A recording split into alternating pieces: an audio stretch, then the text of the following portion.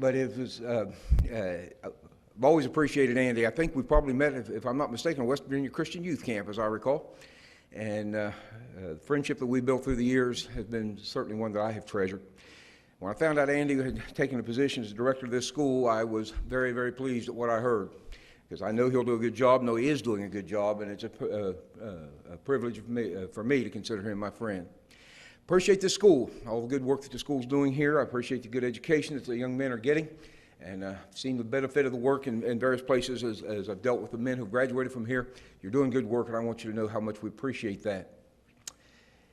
You know, it's hard to watch a good friend suffer. To stand at a hospital bed, or perhaps beside a hospital bed in a home, trying to deal with someone or help someone who perhaps is in hospice care, and you know they're at the end, they know they're at the end. Or even if it's not to that extent yet, but you know they are in pain, and the suffering that they're enduring because of the illness can be a hard thing to watch. You feel helpless. You want to ease the pain. But most of the time, just to be frank, there's not much you can do. And you try to come up with just the right thing to say, but it seems like any words that come to mind are wrong. Somehow you try to come up with what needs to be said, and what you end up saying is something that is hollow or trite. You say, and so far too many times, at least in your own mind, you go away having said the wrong thing and asking yourself, why in the world did I ever say that? Because you know it just was not what was appropriate or necessary at the moment. I suppose every one of us throughout our lives have known some that you might classify, as Job does his friends here, as miserable comforters. There's an old joke that is told of a lady who went in to visit a man at the hospital one time, and she asked the gentleman what the doctor said, what's the diagnosis, and he told her, and she says, oh, my uncle had that, and he died. Now, we laugh at that, we snicker at that, but I actually heard that done. Several years ago, when I worked as a hospital chaplain, I remember being with a family one night in the emergency room. A denominational preacher came in and was standing there talking to this particular family, and this preacher looked at the lady in the bed and said, oh, it was just 3 years ago when we were here in the ER when your husband died of the very same thing. I couldn't believe what I was hearing. But you know what? We've all been there, haven't we? I remember standing at the head of my mother's casket a few years ago, it's calling hours, and a gospel preacher came by and shook my hand, and he looked at me and he says, Phil, I'm so sorry about your mother, but hey, I guess that's the way it goes. Well, I don't think he meant to be insensitive. I don't think he meant that at all, but I'll tell you what it does is makes me wonder, have there been times that I have perhaps been the insensitive comforter, that perhaps what I said didn't come out just the way I meant for it to be? If I were to ask for a show of hands this afternoon, how many of you have ever said something that afterwards you wished you had not said in a situation like we're talking about tonight? How many of you would raise your hand? And if you do, I'm going to change my subject and start talking about lying. Because we've all done it. We don't like it, but we've done it. I just not long ago had to get on the phone and apologize to a friend of mine for a comment that I made that was not very sensitive. I didn't mean it to be insensitive, but just as soon as it came out of my mouth, I thought that was the wrong thing to have said in these circumstances, as he was dealing with a wife who was having some health issues. Now, fortunately, it went right over his head. He had not picked up on what I said, but he very easily could have, and I felt terrible. You've been there, haven't you? You know what I'm talking about. Job's friends desperately wanted to help him. I don't see anything in the book of Job that implies to me that these men intended to be unkind or mean or insensitive. I really think that their intentions were good. The Bible says in Job chapter 2 that they made an appointment to come together to comfort Job. They came together to mourn with him and comfort him, and I really believe that they had every intention of being helpful, but I also believe they were not prepared at all for what they found when they got there. When they arrived as a group, they found a man that they did not even recognize. A man so disfigured from the physical illness that he was with which he was struggling that he was literally unrecognizable. Found him sitting in the ashes with a piece of broken pottery in his hand, scraping whatever part of his body he could get to. Hopefully that by scraping off some of the sores and some of the scabs might gain a little bit of relief from the suffering that he was enduring. The sight was so overwhelming to them that the Bible says, Job 2 and verse 12, that they lifted up their voice and they wept. And then they sat down. And for 7 days and 7 nights they said absolutely nothing. And that was the last right thing they did. We know very little about these men. The names were given: Eliphaz, Bildad, and Zophar. But all the indications are that they meant well. They came for the purpose, it says, of comforting him.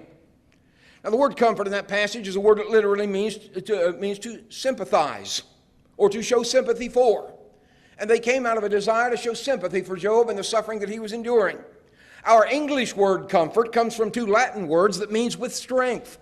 And the idea is that you come and provide strength to deal with the situation. You know, preachers, that's the best we can do in a funeral, isn't it? We go into a funeral. If you go into preaching a funeral with the idea that I'm going to say the magic words that are going to take all the grief and the pain and the heartache away, you're fooling yourself. Because those words don't exist. You can't say the things that are going to help that family stop hurting. They hurt and they're going to hurt until they've gone through the grief process. So what you hopefully can do in a funeral is go with comfort. Go with strength to help them deal with the grief until finally, time and time alone with God's help, heals that pain. Words at times can be more hurtful than helpful.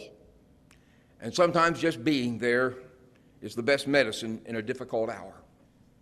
But like Job's friends, far too often we feel the need to say something, and so we say something and then wish we hadn't. Job's the one who finally broke the silence with his famous speech that J.D. did such an excellent job with yesterday. Why me? And then Job's friends begin in chapter 4 to try to answer that question. Their well-intentioned but misguided attempts to comfort him showed a severe lack of understanding of the true nature of suffering in general and of Job's in particular. They did not have all the facts, but they spoke with great certainty anyway. They started with a false premise. And as is always the case, when you start with a false premise, you will reach false conclusions, and in this case, hurtful conclusions. Their personal attacks on Job merely added to Job's pain, to Job's grief, until he finally exclaimed in Job 16 and verse 2, "Miserable comforters are ye all." And then he asks them in verse 3, shall vain words have an end? You know what he's saying in that passage? He's just simply saying, if you can't do anything better than to accuse me of great wickedness, would you just please be quiet? You're not helping. Yes, we've all been in situations where we felt obligated to speak. We've all wondered if we said the right thing. Because no one with a Christian attitude or Christian heart wants to be a miserable comforter. So that brings me to the question I want to deal with this afternoon. How do we avoid the mistakes made by Job's three friends? What was it that made them miserable comforters, and how can we correct our thinking so that we don't make the same mistakes that they made? Well, I suggest to you this afternoon that their problems, that their mistakes stemmed from three sources. The first one is prejudice, not proof. They made up their mind based on what their prejudices taught them, regardless of what the evidence might say. Prejudice is determining your beliefs before you have all the facts. It's making up your mind prematurely, then clinging to those beliefs, even when you have absolutely no proof for their truthfulness. Job's friends had no understanding whatsoever, no knowledge whatsoever of the facts behind Job's suffering. They knew absolutely nothing of the conversation that God and Satan had had in chapters 1 and chapter 2. They didn't have any clue of what was going on with all of that, and apparently, from what we read, made no effort to investigate and find out what was going on. Maybe they could have been better off if they'd used those 7 days of silence to do a little investigation, a little exploring to see exactly what it was that was causing Job to suffer. But they never even made an attempt, so far as we know. And so when Job challenged their prejudices, Eliphaz asked this question: should a wise man utter vain knowledge and fill his belly with the east wind?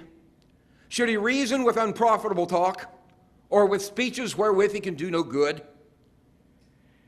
Now listen to that very carefully, what Eliphaz just said. Rather than listening to Job and hearing his side of the story, they accused him of uttering vain knowledge and making windy speeches. That sounds like some things coming out of Washington, D.C. sometimes, doesn't it? Vain knowledge and empty speeches. Apparently they had made up their minds and they didn't want to be confused with the facts. Their minds, what someone said, was very much like concrete, thoroughly mixed up and firmly set. Their prejudiced view caused them to reach a very definite wrong conclusion. Their prejudiced view said that suffering always results from sin. For example, in chapter 4, beginning in verse 7, Eliphaz says, "Remember, I pray thee, whoever perished, being innocent. Or where were the righteous cut off? Even as I have seen, they that plow iniquity and sow wickedness reap the same. By the blast of God they perish, and by the breath of his nostrils are they consumed. Whoever perished, being innocent." Job, if you're suffering, obviously you're guilty. Or Bildad says this in chapter 8 and verse 20, "Behold, God will not cast away a perfect man, neither will he help the evildoers." What's the implication in that statement? God's cast away Job, therefore Job must not be a perfect man. Job is suffering, therefore he must be an evildoer. Or Zophar puts it this way in chapter 11, beginning in verse 5. "But oh, that God would speak and open his lips against thee, and that he would show thee the secrets of wisdom." Now listen to this. If this isn't an unkind, harsh, and cruel statement, I don't know what is. Zophar says, "Job, I just wish that God would open his mouth and tell you what's really going on. That you would learn this, that your suffering, they are double to that, your wickedness, they are double to that which is. Know therefore that God exacteth of thee less than thine iniquity deserveth." Job, you're just getting a fraction of what you really deserve. How unkind can someone be? As a matter of fact, Bildad was so absolutely certain of his position that he actually was offended that Job did not accept their rebukes. He asked the question in 18:3, "Wherefore are we accounted as beasts and reputed vile in your sight?" Bildad is actually playing the victim here. He's got his feelings hurt that Job won't listen to his rebukes. You know, that's typical of prejudice. If I can't answer the argument, I attack the character. And that's exactly what these men are doing. Now, since they believe that sin is the only possible explanation for suffering, they set out to prove Job guilty of the wickedness and therefore deserving of everything that he got. It's interesting as you read through these speeches that begin in chapter 4 and go all the way over to chapter 25, that time and time again they repeat the charges of sin against Job, but not one time do they offer one hint, shred of evidence proving him guilty of the things of which they are accusing him. Eliphaz does give Job a little bit of a compliment on one occasion. He tells Job that at one time you were a source of strength to the needy. "Behold, thou hast instructed many, and thou hast strengthened the weak hands. Thy words have upheld him that was falling, and thou hast strengthened the feeble knees." Job, at one time you had things going pretty well, but somewhere along the line you turned your back on those noble principles and have changed things completely. And so Eliphaz tells him, "For thou hast taken a pledge from thy brother for naught, and stripped the naked of their clothing. Thou hast not given water to the weary to drink, and thou hast withheld bread from the hungry. Thou hast sent widows away empty, and the arms of the fatherless have been broken." Talk about some unkind charges. To look at a man who is suffering to the extent that Job is, who has just lost his family, who has just lost his health, who has just lost everything he's owned in this world, and to tell that man what a wicked person you are, and give him this catalog of sins and offer no proof for it.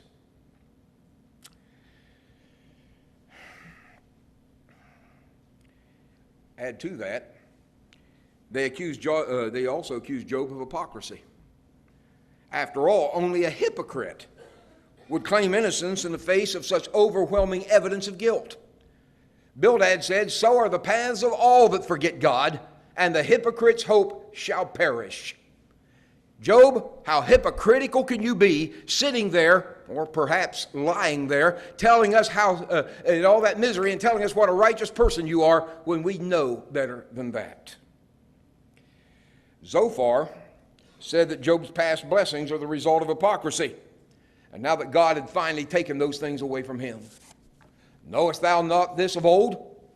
Since man was placed upon earth, that the triumphing of the wicked is short, and the joy of the hypocrite but for a moment. Yeah, Job, you had things pretty well for a while. You had a pretty good collection of livestock over there. You had a nice family. Everything seemed to be going real well there for you for a while. But God knew who you really were, and God knew what was really in your heart, and He knew what a hypocrite you were. And so now He's taken that all away from you. You're just getting what you deserved.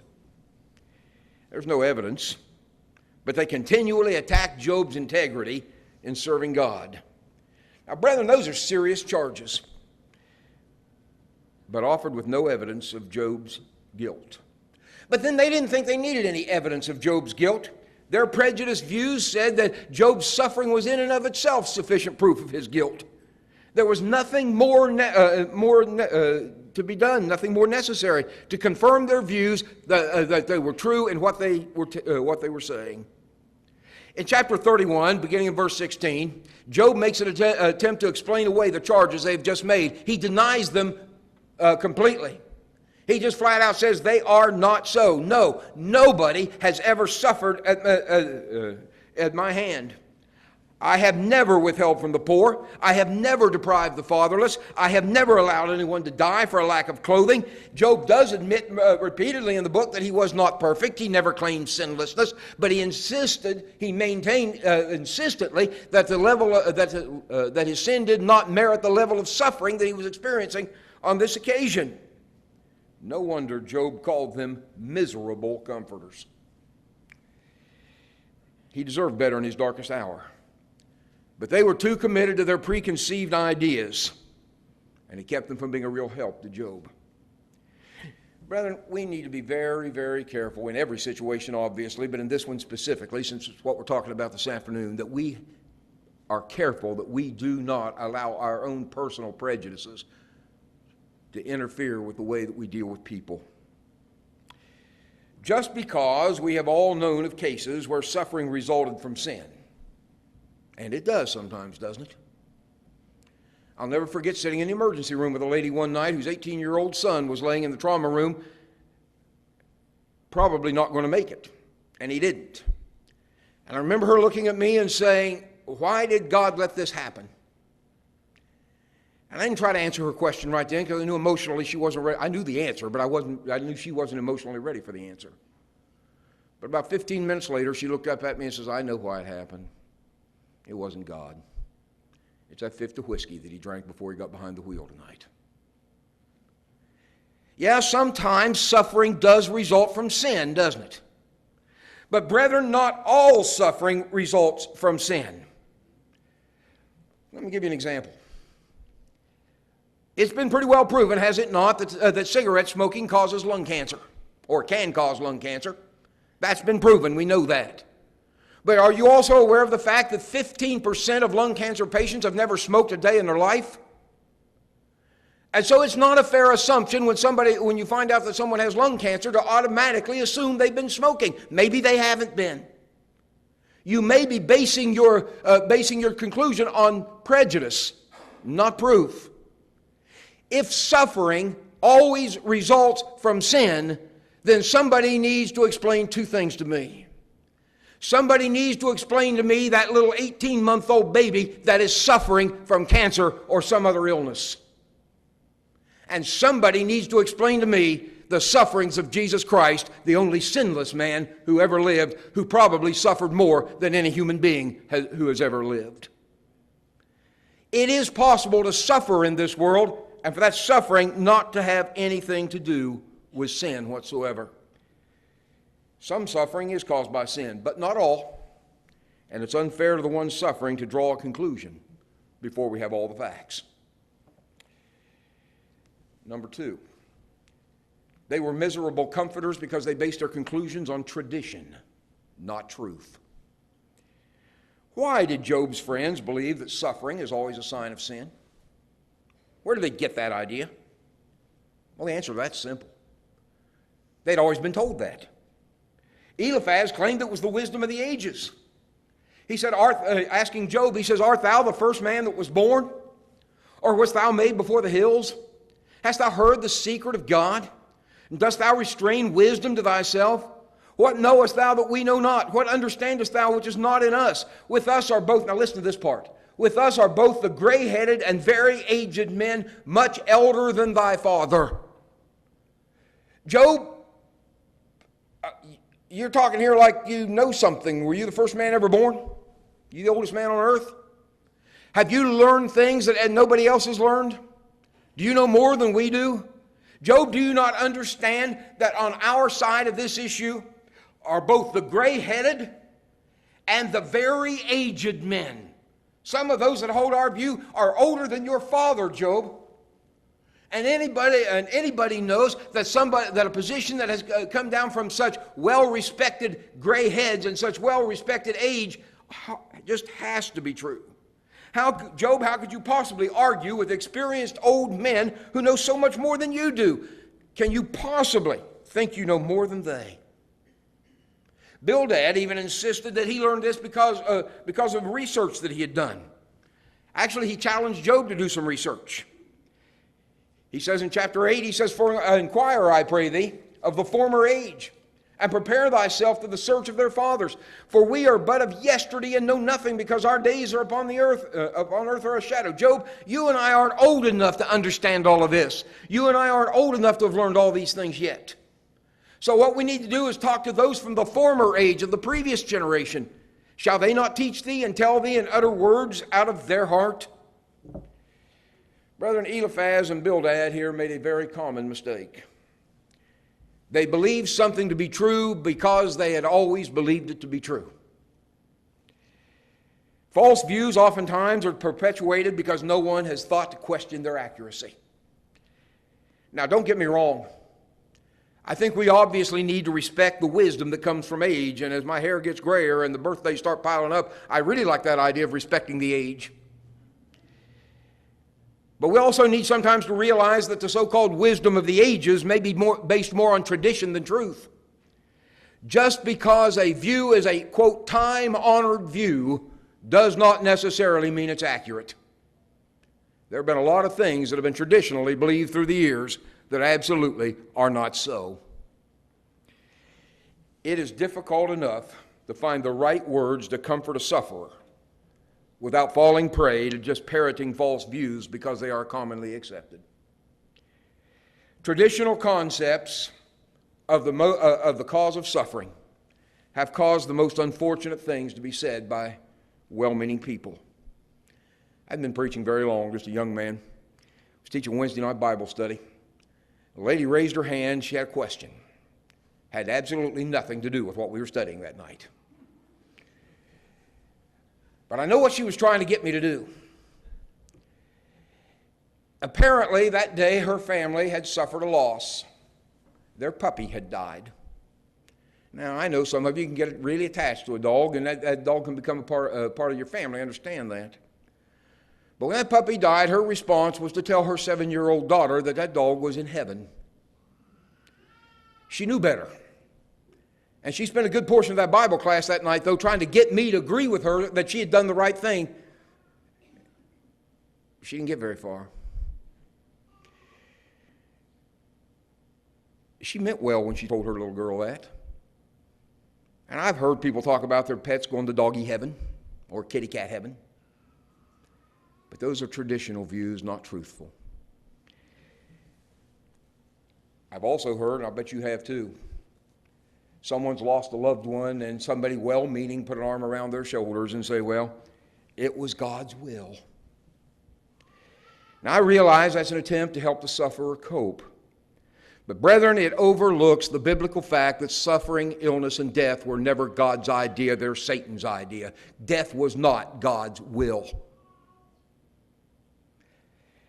Or somebody stands and talks to a little girl in a funeral home beside her mother's casket. The little girl's trying to come to grips with why her mother is in that casket, and somebody looks down and says, well, God needed your mother more than you do.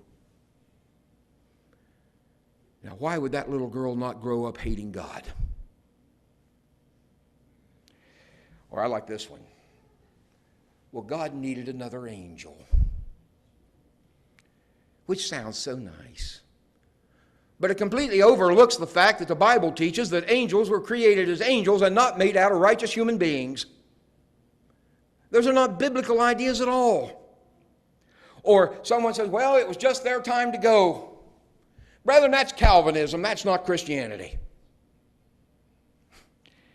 Or this one, and we've all been guilty of it, I'm afraid.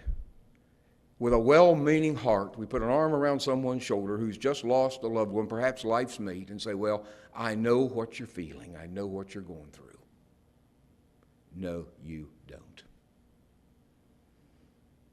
One of the first things they told us as we began our training as a chaplain at the hospital was, you do not walk into any room and tell them, I know what you're feeling. Because even if you have had the very same illness or suffered the very same loss, it's not the same, because the situations and circumstances are different in people's lives. And even if it is exactly the same, that person probably is not ready to hear it right now. And they're not going to believe you. Because one of the characteristics of grief is to believe that my grief is the worst grief that anybody has ever experienced.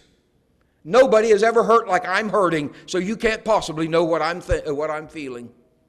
Now, there may come a time later on in which that same person will come to you and tap you on the shoulder and say, listen, I know you lost a loved one too. How did you deal with it? Now they're ready to talk. But far too often, we give these traditional answers that are not truthful.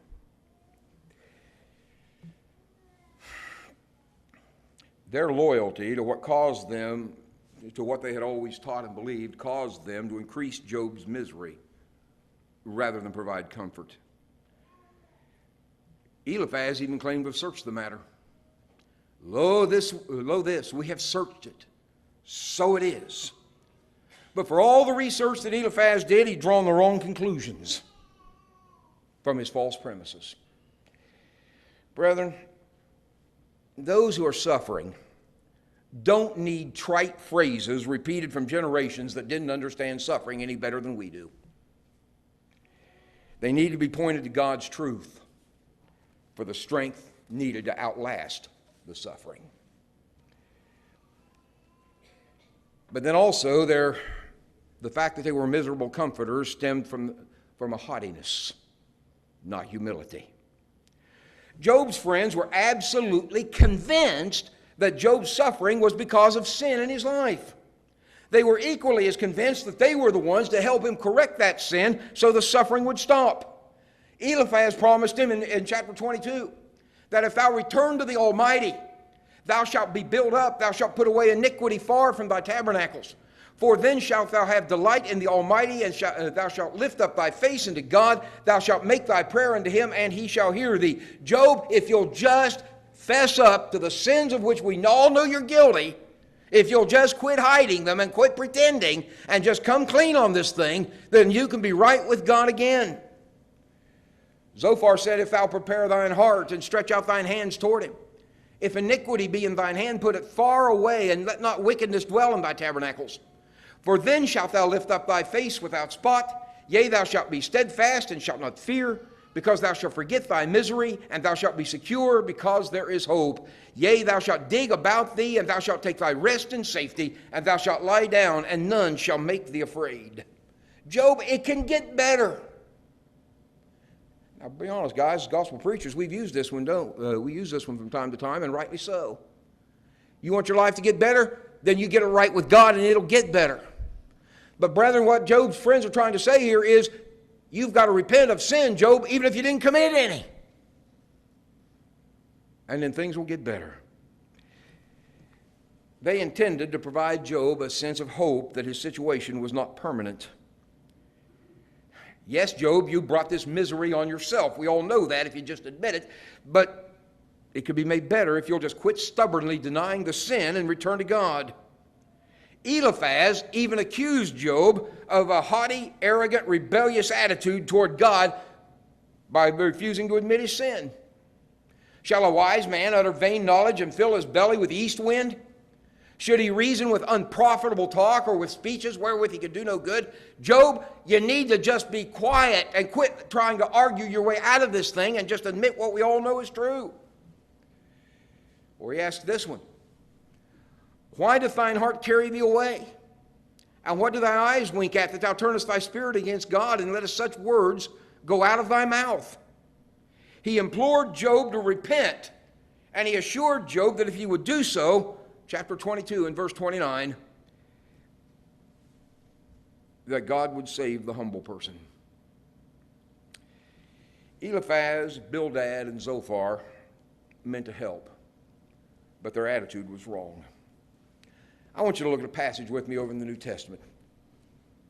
Might have been helpful if they'd have had this book of Galatians, these three men, so they could have read it. Galatians chapter 6 and verse 1. Apostle Paul, writing to the churches at Galatia, says, "Brethren, if a man is overtaken in any trespass, you who are spiritual restore such a one in the spirit of gentleness, considering yourself, lest you also be tempted." Did you hear that? In a spirit of gentleness. There was nothing gentle about the speeches these three men made. They could only be characterized as harsh, unkind, even cruel. Gets even worse. Listen to this one from Bildad. "If thy children have sinned against him, and he have cast them away for their transgression." Did you hear that one? Job, you lost 10 children in one day when a great east wind blew down the house where they were and killed all 10 of them instantly. They just got what they deserved. Talk about kicking a man when he's down. They falsely accused him of hypocrisy, of secret sin, of lacking compassion on the poor, of turning his back on God. Job said, how hast thou helped him that is without power? How then comfort ye me in vain, seeing in your answers there remaineth falsehood? It's interesting to me, and I think in ways perhaps significant, that there are 3 rounds of speeches made by Job's friends. Eliphaz makes 3. Bildad makes 2 apiece. His last one's only 5 verses long. Zophar doesn't make a 3rd speech. And I can't help but wonder if something took place here right at one particular point. I can't help but wonder if Bildad just got started on number 3 and Job says, "I'm done, that's it." He interrupted Bildad, didn't let him finish, and didn't give Zophar a 3rd turn. He's heard about all of this he wants to hear. And I base that on the fact that in the very next chapter, in Job chapter 26, Job starts in on a 6-chapter speech of his own, after which it is said, "I'm done with you." He starts that speech out by saying, "How hast thou helped him that is without power? How savest thou the arm that hath no strength?" What have you fellas said in any one of your speeches that has been of any help to me whatsoever? So he's heard about all he wants to hear from these men. At chapter 32, verse 1, when he finishes that 6-chapter speech of his own, it says, "So these 3 men ceased to answer Job because he was righteous in his own eyes." He didn't give them another chance to talk. I mean, after all, they're starting to repeat themselves. And it wasn't true the first time around. Can you imagine the arrogancy of these 3 men who appointed themselves to be Job's judges? Eliphaz asked, "Shall mortal man be more just than God? Shall a man be more pure than his maker?" He even accused Job of believing that he could hide his sin from God. "And thou sayest, how doth God know? Can he judge through the dark cloud? Thick clouds are a covering to him that he seeth not, and he walketh in the circuit of heaven." He's actually accusing Job here of believing that God couldn't see him on a cloudy day, and that somehow Job could hide what he was doing from God. Bildad rebuked Job for accusing God of being unfair. "How long wilt thou speak these things? How long shall the words of thy mouth be like a strong wind? Doth God pervert judgment, or doth the Almighty pervert justice?" Bildad just is wondering here where Job got the nerve to consider himself wiser than those 3 friends. And in the last speech they make, Bildad says this: "Dominion and fear are with him. He maketh peace in his high places. Is there any number of his armies?" He's talking about God here. "And upon whom doth not his light arise? How then can a man be justified with God, or how can he be clean that is born of a woman? Behold, even to the moon, and it shineth not. Yea, the stars are not pure in his sight. How much less man that is a worm, and the son of man which is a worm? Job, just compare yourself to God. Think who you're dealing with here, and realize that in comparison to God, you're nothing but a worm, and think about what that means. Maybe, Job, if you will just stop and realize that you are nothing more than a worm, you'll realize that you can't possibly be right with God. You'll humble yourself and admit your sin. Now think about that statement for just a moment. Apparently, they never realized that in condemning Job with this statement, they are condemning themselves. Listen to that. How much less a man that is a worm, and the son of man, which is a worm. How much less man, he says, how can it be clean, a man be clean that is born of a woman? Now, unless I'm seriously mistaken here, I think probably Eliphaz, Bildad, and Zophar were all born of women. If being born of a woman mean that you could not be clean in God's eyes, then were they not just as guilty of sin as was Job, and should they not have been suffering right alongside of Job? Had they not, with their false reasoning here, just accused or just condemned themselves as well as Job? Brethren, it takes a remarkable level of arrogance to strongly condemn somebody else of something that you are guilty of yourself. You know what Jesus said in Matthew chapter 7? When he tells us, judge not that you be not judged. When he's saying you don't worry about picking the speck out of your brother's eye until you've got the beam out of your own eye. An unfair, judgmental attitude displays an arrogant superiority that makes it more difficult to reach the erring sinner. Job says, I expected better than that from you. Chapter 6 and verse 14 that Mark just did such an excellent job with, to him that is afflicted, pity should be shown from his friend. How long these are questions Job's asking his friends.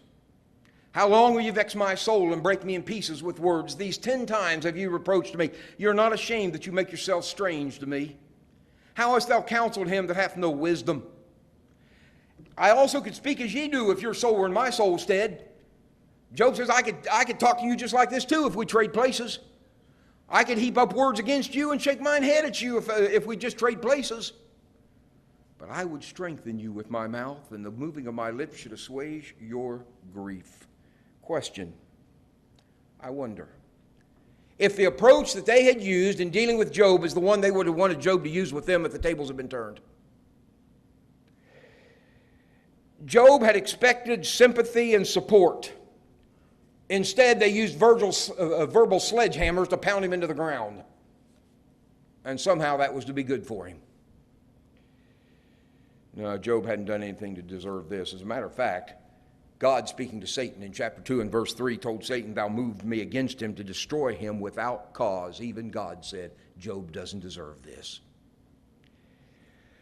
Job's friends never learned of the conversation between God and Satan. They never knew that he was not suffering because of sin, but because he didn't sin. They didn't know he was being used as a test case. They had reached their conclusion without the facts. They were absolutely certain, but they were certainly wrong. And God was angered by their lack of compassion and their unauthorized speaking for him. It's God who speaks to Eliphaz and says, my wrath is kindled against thee and against thy 2 friends. For ye have not spoken of me the thing that is right, as my servant Job hath. You know, that statement has to have shocked Eliphaz and his two friends. After all they had done to convince Job that he was of his sin, turns out he was right, they were wrong, and those gray-headed old men didn't know what they were talking about. God even characterizes in chapter 42 and verse 8, characterizes their speeches as folly, foolishness. And now, in what has to be, in a classic case, of poetic justice, Eliphaz, I want you to go ask Job to offer sacrifices on your behalf. And if you want to be right with me again, you're going to do it. That had to be a bitter pill to swallow. But they did it, and Job offered the sacrifices. Chapter 42 and verse 10, the Bible says, the Lord turned the captivity of Job when he prayed for his friends. Job had not been swayed by their false ideas and false accusations. He stayed true to his God, and his rewards were great.